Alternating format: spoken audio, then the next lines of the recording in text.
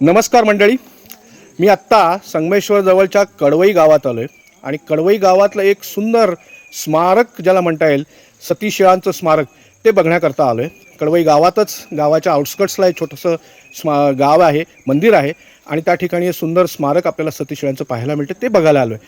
आणि या स्मारकाची ज्यांनी उभारणी केली, ज्यांच्या संकल्पनेतनं, ते अजितदादा राणे दुर्गवीर प्रतिष्ठान हे आपल्या समवेत आहेत. तर आपण त्यांच्याकडनं थोडंसं जाणून घेऊया की नक्की इथे काय आहे, तर नाही कल्पना कशी सुचली आणि याच्याबद्दल थोडंसं त्यांच्याकडनं समजून घेऊया. अजितदादा. नमस्कार. मी अजित राणे. हे आमचं कडवई, दादांनी सांगितल्याप्रमाणे हे आमचं कडवई गाव आहे आणि ह्या कडवई गावामध्ये हे आमचं एक वरदानदेवी ट्रस्ट, म्हणजे ह्या वरदानदेवीच्या मंदिराच्या परिसरातच ह्या साधारण 55 ते 60 अशा सतीशिळा होत्या. ॲक्च्युली आमचं जुनं कौलारू मंदिर होतं मंदिरं, आणि त्या मंदिराच्या परिसरातच त्या होत्या आणि साधारण 800 ते 900 वर्षापूर्वीच्या ह्या सगळ्या सतीशिळा आहेत. आणि एवढी वर्ष ऊन वारा पाऊस झेलत त्या अशाच पडून होत्या. साधारण 2015ला डोक्यात एक संकल्पना आली की बाबा ह्यांचं आपण जर बाहेर आपण महाराष्ट्रात इतिहासाच्या अनुषंगाने आपण काम करतो आहे, संवर्धनासाठी काम करतो आहे, तर आपल्या गावात एवढा ऐतिहासिक ठेवा आहे, आपण त्याच्यासाठी सुद्धा काहीतरी करायला पाहिजे. हे साधारण 2015ला डोक्यात आलं आणि तिथून ह्या सतीशिळांचा खरं तर प्रवास सुरू झाला. 2015ला आमचे रत्नागिरी जिल्ह्याचे पुरातत्व विभागाचे अधिकारी भालचंद्र कुलकर्णी सर, त्यांनी ह्या गावाला भेट दिली होती आणि तिथून खरं तर ह्यांचा सुरुवात झाली होती. आणि तिथून मग गावातील लोकांना हा पूर्ण ह्या मूर्त्यांचा इतिहास, ह्या सतीशिळा म्हणजे काय आहे, त्यांचा इतिहास समजून सांगणं, इथून थोडीशी सुरुवात झाली. कारण गाव मोठं आहे आणि प्रत्येकाचे विचार वेगळे आहेत, थोडंसं धार्मिक काही गोष्टी असतात, त्याच्यामुळे लोकांना ते समजून सांगणं हे मोठं आव्हान होतं माझ्यासमोर.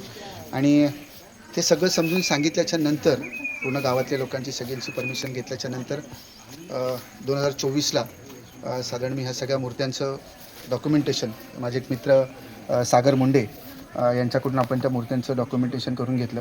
त्याच्यानंतर आमचे पुण्यातील सहकारी अनिल दुधाने यांनी ह्या मूर्त्यांचा इतिहास पूर्ण गावातील लोकांना त्यांना व्यवस्थित समजून सांगितला.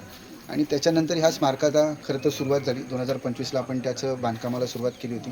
एक वर्षभरात एक थोडंसं डोक्यात ठेवून एवढ्या मोठ्या प्रमाणात जर ऐतिहासिक ठेवा आपल्या गावात आहे तर ते बघण्यासाठी लोक यायला हवीत, थोडंसं हे डोक्यात ठेवून ह्या कामाला सुरुवात केली होती. या कामामध्ये माझी संस्था दुर्गवीर प्रतिष्ठान, त्याच्यानंतर आमची वरदानदेवी ट्रस्ट असेल, त्याच्यानंतर राज्य पुरातत्व विभाग, सांस्कृतिक मंत्रालय, ह्या सगळ्यांनी चांगल्या पद्धतीचं सहकार्य ह्या कामासाठी आम्हाला केलं होतं. आणि त्याच्यातूनच हे महाराष्ट्रातलं आणि कोकणातलं हे पहिलं सतीशिळांसाठी खास असं एक स्मारक आपण याच गावामध्ये आपण उभं केलेलं आहे. धन्यवाद. मंडळी, आपण आत्ताच अजितदादांकडनं या स्मारकाच्या बद्दल ऐकलं आणि हे सतीशिळांचं स्मारक अतिशय सुंदर आहे. जवळजवळ 55 सतीशिळा इथे व्यवस्थित मांडलेल्या आहेत आणि वेगवेगळ्या प्रकारच्या आहेत. त्याचं छान क्लिनिंग करून संवर्धन केलं आहे. या मागे अशी छान माहिती लिहिलेली आहे की सती म्हणजे काय होती, सती प्रथा काय होती आपल्याकडे, आणि मग त्यावेळेला ते सती गेल्यानंतर ती स्त्री, तिचं स्मारक कशा पद्धतीने केलं जायचं, तर आपण या ठिकाणी पाहू शकतो.